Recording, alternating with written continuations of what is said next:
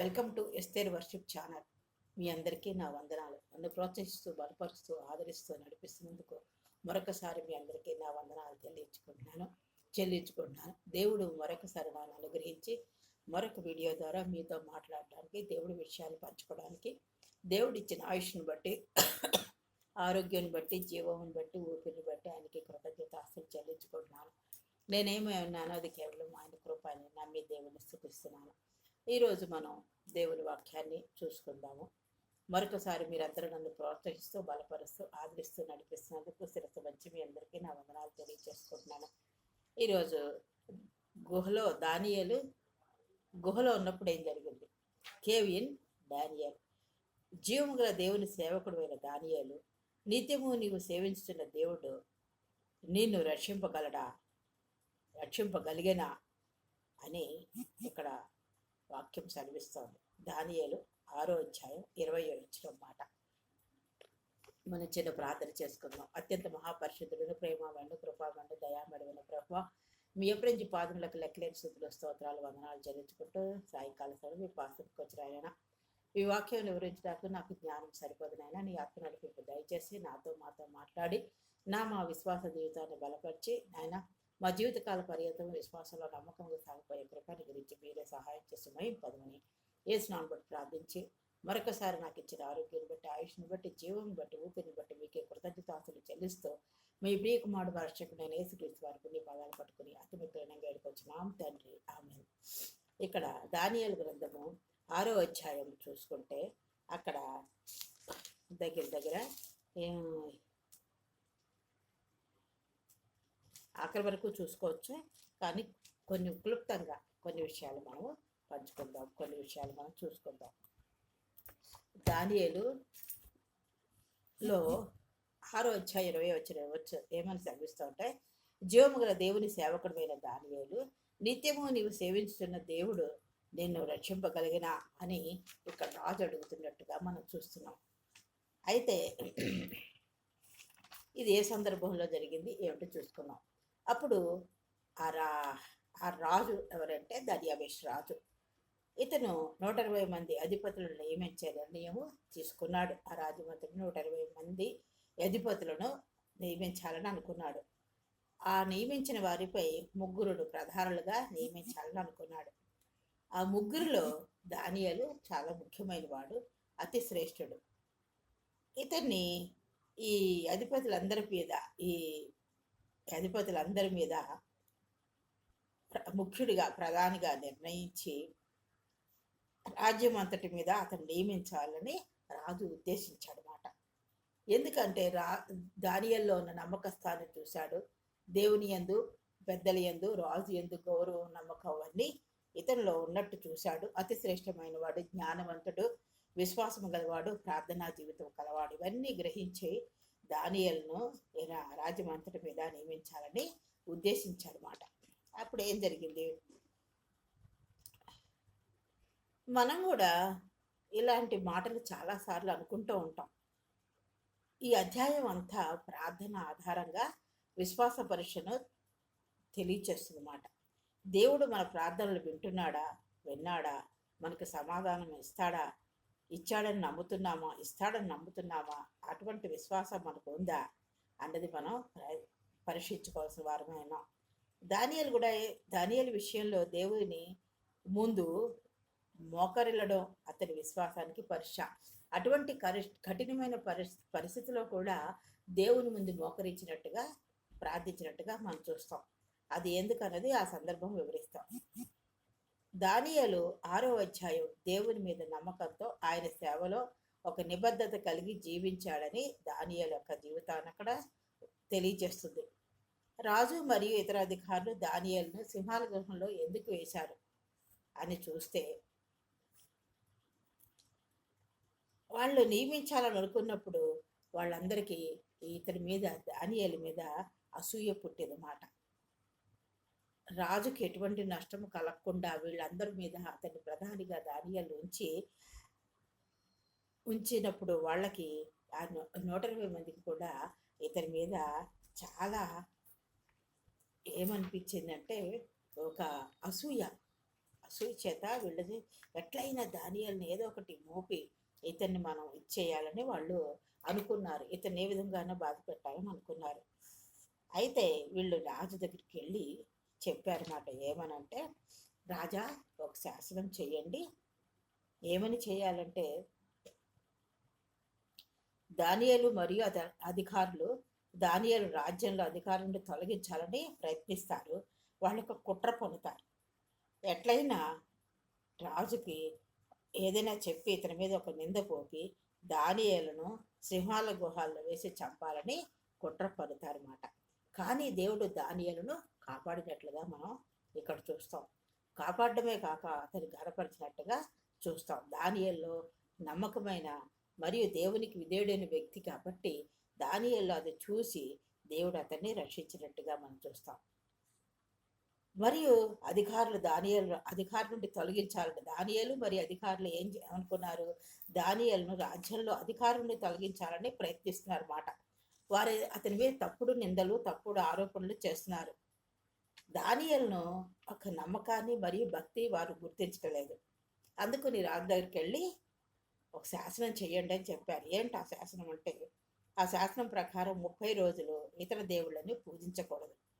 దానియేలు దేవునికి ప్రార్థన చేస్తూనే ఉంటాడు కాబట్టి దర్యావేష్ రాజు అతని రాజ్యంలో ప్రజలు వేరే దేవుళ్ళను ఆరాధించరాదని ఒక శాసనం చెయ్యాలి అని రాజుకి చెప్పారన్నమాట.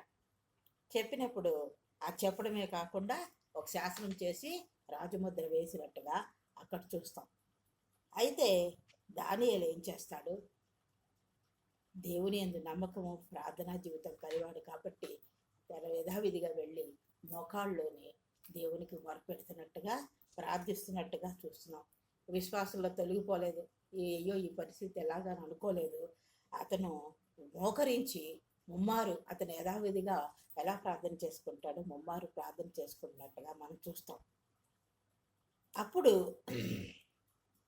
ఆ దానియేలుని వీళ్ళు వెళ్ళి చెప్తారన్నమాట రాజుకి, దానియేలు మామూలుగానే ప్రార్థన చేసుకుంటున్నాడు, మీకు తప్ప ఎవరికీ చేయకూడదంటే, ఇతర దేవుళ్ళని ఆరాధించకూడదంటే అతను ముమ్మారు యథాప్రకారం తన దేవుడికి మొరపెడుతున్నాడు, ప్రార్థన చేస్తున్నాడు అన్నప్పుడు రాజుకి కోపం వచ్చి అతని సింహాల గుహల్లో వేసినట్టుగా చూస్తున్నాం. రాజుకి దర్యావేష్ రాజుకి దానియేలు అంటే ఇష్టమే. దానియేలు దేవుడు రక్షిస్తాడని కూడా ఆయనకి తెలుసు. కానీ ఒక శాసనం చేశాడు కాబట్టి ఆయన ఏం చేశాడు, సింహాల గుహలో వేసినట్టుగా మనం చూస్తాం. దానియేలు ఆ శాసనం ఉన్నప్పటికీ ప్రార్థనా జీవితాన్ని మానలేదు, విశ్వాసాన్ని మానలేదు, నమ్మకత్వాన్ని విడిచిపెట్టలేదు. మరి నా పరిస్థితుల్లో కూడా ఎటువంటి పరిస్థితుల్లో అయినా మనము ప్రార్థనా జీవితాన్ని వదలకూడదు, దేవుని యందు విశ్వాసాన్ని వదిలిపెట్టకూడదు, దేవుని యందు మనం ఉంచిన నమ్మకాన్ని కొనసాగిస్తూనే ఉండాలన్నమాట. అప్పుడు రాజుకి ఆ రాత్రి నిద్ర పట్టలేదు అన్నమాట. సింహాల గుహలో వేసేసాడు కానీ దానియేలును దేవుడు రక్షిస్తాడా అని, అయ్యో నేను ఎంత పని చేశాను, అతన్ని సింహాల గుహలో వేశాను, అతనికి నిద్ర పట్టలేదు మాట. తెల్లారేటికి వచ్చేసి రాజు సింహాల గుహ దగ్గరికి వెళ్ళి దానియేలు సురక్షితంగా ఉన్నాడా లేదా కనుక్కోవడానికి దేవుడు అతను రక్షించాడని తెలుసుకుంటాడు. అప్పుడు ఈ మాట అంటున్నాడు అన్నమాట. ఏమని, జీవముగల దేవుని సేవకుడు అయిన దానియేలు, నిత్యము నీవు నువ్వు ఎప్పుడూ సేవించే దేవుడు నిన్ను రక్షింపగలిగిన అని మాట్లాడుతున్నాడు అన్నమాట. మనం కూడా దేవుల్లో ఎప్పుడు జీవం గల దేవుడు, రక్షించే దేవుడు, ఆయన మార్పు చెందిన దేవుడు అని మనకు తెలుసు. కానీ అనేక సందర్భాల్లో ఈ సత్యాన్ని మనం మర్చిపోతూ ఉంటాం. మనం అనుకుంటూ ఉంటాం, దేవుడు ఉన్నాడా, దేవుడు నా ప్రార్థన వింటున్నాడా, దేవుడు సజీవుడైనా జీవగలవాడా అని మనం రక్షిస్తాడని అనుకున్నాం. ఆయన రక్షిస్తాడా, ఈ పరిస్థితి నుండి ఈ శ్రమ నుండి రక్షిస్తాడా అని మనం అనేక సార్లు అనుకుంటాం. అంత మాత్రమే కాకుండా అతను తెలుసుకుని దర్యావేష్ రాజుకు దానియేలు దేవుని మీద నమ్మకం కలిగింది. రాజు దానియేలు విడిపించి ప్రజలు దానియేలు దేవుడిని ఆరాధించమని ఉత్తర్వు చేశాడు. విడిపించడమే కాకుండా సింహాలు ఏం చేశాయి, అలా ఉండిపోయాయి అంతే. మోకరించి దానియేలుని ఏమీ చేయలేదు. సింహాల గుహలో వేసినప్పటికి కూడా దానియేలుని ఏమీ చేయలేదు అన్నమాట. అలాగే ఆ దానియేలు ప్రార్థన చేసుకుంటాడు, సింహాల నోళ్ళని దేవుడు కట్టేశాడు అన్నమాట. సింహాల గుహలో ఉన్నటువంటి మాటల ఆకలితో ఉన్న సింహం ఏం చేస్తుంది, ఒక మనిషిని చూస్తే మనిషిని పడేశాడు అని కానీ ఆ మనిషిని క్యాప్చర్ చేస్తుంది. అలాంటిది సింహాల నోళ్ళని మూసేశాడు అన్నమాట. చూసారా ఎంత గొప్ప కార్యం. అప్పటి నుంచి రాజు ఈ ఆశ్చర్యకార్యం చూసి ఏమంటాడు, ప్రజలకి చెప్తున్నాడు అనమాట, దానియేలు దేవుడినే ఆరాధించమని ఒక శాసనం చేశాడు. దానియేలు దేవుడే నిజమైన దేవుడు, దానియేలు దేవుడే సజీవుడు, జీవము గలవాడు. కాబట్టి ఏం చేయాలి, దానియేలు దేవుడినే ఆరాధించమని చెప్తున్నట్టుగా చూస్తున్నాం. ఒక చిన్న ఉపమానం అతన్ని, అంతేకాకుండా ఉపమానం తర్వాత రాజు దానియేలును గౌరవించి అతని రాజ్యంలో ఉన్నత పదవికి ఇచ్చాడు. ఇంకా ఆ స్థితి నుంచి ఉన్నత పదవికి ఇచ్చి అతన్ని గౌరవించినట్లుగా మనం చూస్తున్నాం. చూడండి దేవుడు ఎంత గొప్పవాడు. శ్రమ నుండి శ్రమనందుట నాకు మేలాయన అని దావీదు అన్నట్టుగా దానియేలుని హెచ్చించాడు. ఆ శ్రమలో కాచి కాపాడాడు దేవుడు. ఆ శ్రమ నుండి విడుదల చేశాడు, గొప్ప చేశాడు.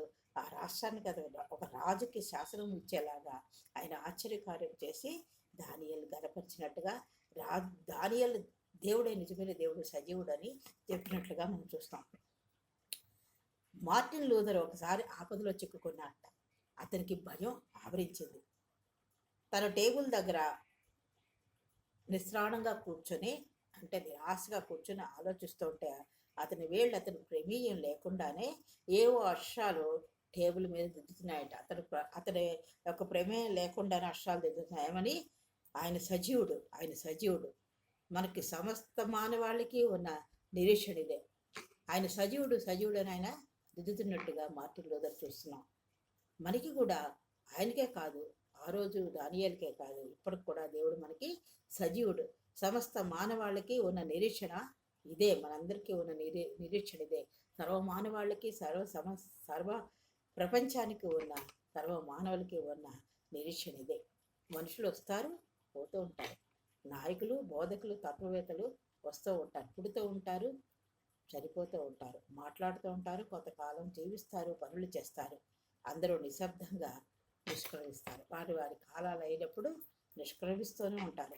కానీ దేవుడు మాత్రం శాశ్వతంగా ఉంటాడు. సజీవంగా శాశ్వతంగా ఉండేది దేవుడు అక్కడే. మనందరం పుడుతూ ఉంటాం, గొప్పవారేమి, గనులేమి, పేదవారేమి, చిన్నవారేమి, ధనికులేమి, ఎవరేమి కూడా మనం పుడుతూ ఉంటాం, చనిపోతూ ఉంటాం. కానీ ఆయన సజీవుడు, శాశ్వతమైన వాడు.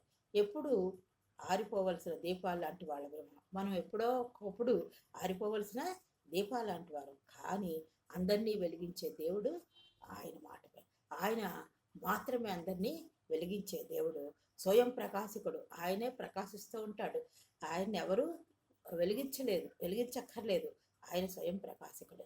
దేవుడు ఆయన నిత్యము ప్రకాశిస్తాడు. స్వయం ప్రకాశకుడు దేవుడే. ఆయన నిత్యము ప్రకాశిస్తూనే ఉంటాడు మాట. మార్టిన్ లూథర్ సజీవుడు అని రాసుకున్నట్టుగా మనకి నిరీక్షణ అదే, సజీవుడైన దేవుడే. ఇక్కడ మనం చూసుకుంటే అప్పటికి ఇప్పటికీ ఒకేలా ప్రేమించే దేవుడు, సహాయం చేసే దేవుడు, ఆపదల్లో ఆదుకుని విడిపించే దేవుడు. దానియేలు ఎలా నమ్మకం పెట్టుకున్నాడో, విశ్వాసం ఉంచాడో, ప్రార్థనా జీవితం కలిగి ఉన్నాడు. మనం కూడా అటువంటి ప్రార్థనా జీవితం కలిగి, విశ్వాసం కలిగి, ఎటువంటి శ్రమ అయినా, అది ఆర్థిక ఇబ్బంది అయినా, అవమానాలైనా, నిందైనా, బాధ అయినా, శోధన అయినా, కఠిన పరిస్థితులైనా, మనం జయించలేని పరిస్థితులైనా, ఒక్కొక్కసారి అనేకమైన పరిస్థితులు ఒక్కొక్కరికి ఒక్కొక్కలా ఉంటాయి. కానీ వీటన్నిటి నుంచి సహాయం చేసే సజీవుడైన దేవుడు మనకు ఉన్నాడు. గొప్ప దేవుడు, ప్రకాశించే దేవుడు ఆయన మాత్రమే మనకి ఉన్నాడు. మనకున్న నిరీక్షణ ఆయనే. మన నిందలు, బాధలు, వేదనలన్నీ తొలగించేవాడు ఆయనే. ఇలా సాయంకాల సమయంలో మనం ఏ విషయాల్లోనూ భయపడక్కర్లేదు. మన దేవుడు సజీవుడు, నమ్మకమైన వాడు. విశ్వాసంతో ప్రార్థన చేసినప్పుడు ఆయన సమస్తము నెరవేర్చగల సజీవుడైన దేవుడు మనకి ఉన్నాడు. ఈ నిరీక్షణతో మనం ముందుకు సాగిపోదాం. దేవుడి వాక్యంలో దీవించిన గాక. అత్యంత మహాపరిశుద్ధులను, ప్రేమమైన, కృపామైన, దయామడివర ప్రభువా, మీ అప్రించి పాదములకు లెక్కలేని స్థుతులు, స్తోత్రాలు, వందనాలు చెల్లించుకుంటూ ఈ సాయంకాల సమయంలో మరొకసారి నీ పాద సన్నిధానానికి వచ్చినాను నాయన. మరి నా ప్రభా, దానియేలు నా తండ్రి, మరి ఆ గుహలో ఉన్నప్పుడు, సింహాల గుహలో ఉన్నప్పుడు ఎలా రక్షించావు ప్రభా, మా ముందు ఉంచావు నా తండ్రి నాయన. మా ముందు ఎటువంటి నా ప్రభా పరీక్షలు, విశ్వాస పరీక్షలు, శోధనలు, వేదనలు, బాధలు, నిందలు, అవమానములు ఉన్నప్పటికీ ప్రభా, వాటన్నిటి నుంచి విడిపించే దేవుడు, మాకు సజీవుడైన దేవుడు మీరు ఉన్నారు ప్రభా.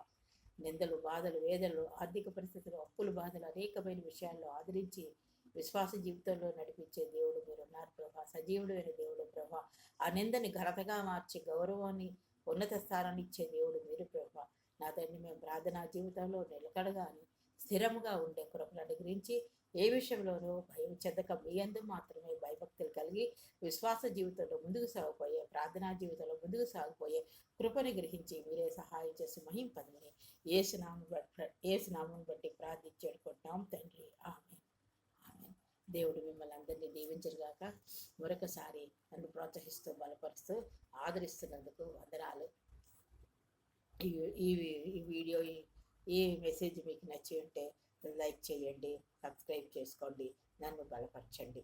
దేవుడు మిమ్మల్ని అందరినీ దీవించుగాక. ఆమె.